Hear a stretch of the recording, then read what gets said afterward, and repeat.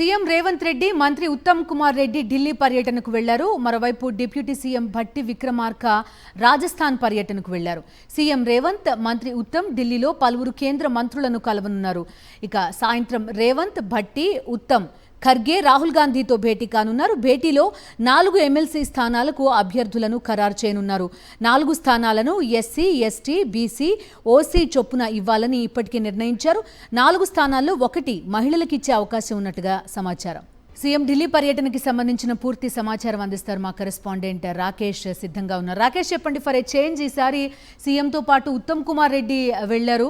ఏంటి విశేషం? రాజస్థాన్ వెళ్ళినట్టుగా చెప్తున్నారు భట్టి విక్రమార్క. ఎమ్మెల్సీ స్థానాలైనా ఇంకా ఇతరత్ర అంశాలపైన దేనిపైన చర్చ జరిగే అవకాశం ఉందా?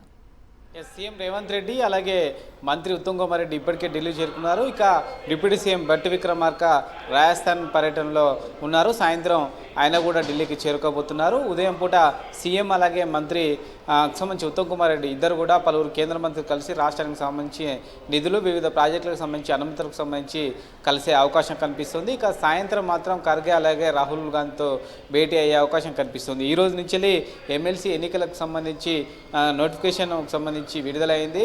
దీంతో అందరూ కూడా నామినేషన్ల ప్రక్రియ మొదలు కావడంతో అభ్యర్థుల ఎంపిక పైన కాంగ్రెస్ పార్టీ ఫోకస్ చేసింది. మొత్తం 5 స్థానాలకు గాను ప్రస్తుతం శాసనసభలో ఉన్న బలాల ప్రకారం 3 స్థానాలు క్లియర్గా కాంగ్రెస్ పార్టీకి రానున్నాయి. ఒకవేళ ఎంఐఎం కనుక బయట నుంచి మద్దతు కనుక ఇస్తే 4వ స్థానం కూడా కాంగ్రెస్ ఖాతాలోకి వెళ్ళే అవకాశం ఉంది. ఇక 4 స్థానాల్లో ఒకటి ఎంఐఎం అలాగే సిపిఐ ప్రయత్నం చేస్తున్న నేపథ్యంలో ఈ 2 పార్టీలో ఎవరికైనా అవకాశం ఇస్తున్నారా లేకుంటే 4 స్థానాలు కాంగ్రెస్ పార్టీ తీసుకుంటుందా అనేది ఈరోజు రాహుల్ గాంధీతో భేటీ తర్వాత తెలిసే అవకాశం ఉంది. ఈ 4 స్థానాలకు సంబంధించి కనుక కాంగ్రెస్ పార్టీని పోటీ చేయాలనుకుంటే ఎస్సీ, ఎస్టీ, బీసీ, ఓసీ ఈ 4 సామాజిక వర్గాలకు ఒక్కొక్క ఎమ్మెల్సీ చొప్పున కేటాయించబోతున్నారు. అయితే 4 స్థానాల్లో ఒకటి మాత్రం ఖచ్చితంగా ఏదైనా ఒక సామాజిక వర్గం నుంచి మహిళకి ఇస్తున్నట్టుగా ఇప్పటికే గాంధీ భవన్లో కీలక నేతలు సమాచారం ఇవ్వడం జరిగింది.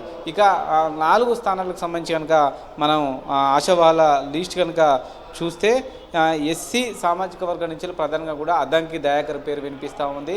అద్దంకి దయాకర్ గత ఎన్నికల్లో టికెట్ త్యాగం చేశారు.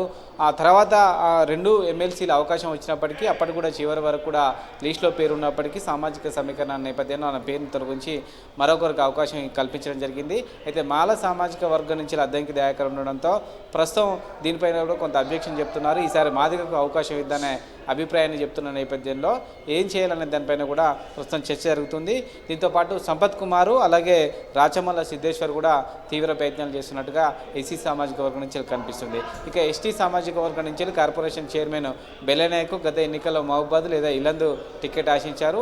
సామాజిక సమీకరణాలు ఇతర రాజకీయ పరిస్థితుల నేపథ్యంలో టికెట్ ఇవ్వని నేపథ్యంలో ఆయన పేరు కూడా ప్రధానంగా వినిపిస్తుంది. దీంతోపాటు మహిళా కోట అయితే సంబంధించి భానువతి విజయభాయ్ వైరా టికెట్ అడగడం జరిగింది. అక్కడ కూడా ఆమెకు టికెట్ ఇవ్వడంతో అవకాశం కల్పిస్తారనే చర్చ జరుగుతుంది మహిళా కోటాలో. ఇక బీసీ నుంచి చూస్తే ఇరావత్రి అనిలు అలాగే మధు యాష్కి, మోతరోహిత్తో పాటు మరికొందరు పేర్లు వినిపిస్తున్నాయి. ముఖ్యంగా పార్టీ సీనియర్ నేత విహెచ్ పేరు కూడా వినిపిస్తున్న నేపథ్యంలో ఇక్కడ కూడా ఈక్వేషన్ చూసే అవకాశం ఉంది. సంబంధించి పీసీసీ చీఫ్గా ఎమ్మెల్సీగా గత ఎమ్మెల్సీకి సంబంధించిన ఎన్నికల్లో మహేష్ కుమార్ గౌడ్కు అవకాశం కల్పించిన నేపథ్యంలో గౌడు మినహా మరొక సామాజిక వర్గం నుంచి బీసీలలో అవకాశం కల్పించే అవకాశం కనిపిస్తుంది. ఇక ఓసీలలో అయితే తీవ్ర పోటీ ఉంది.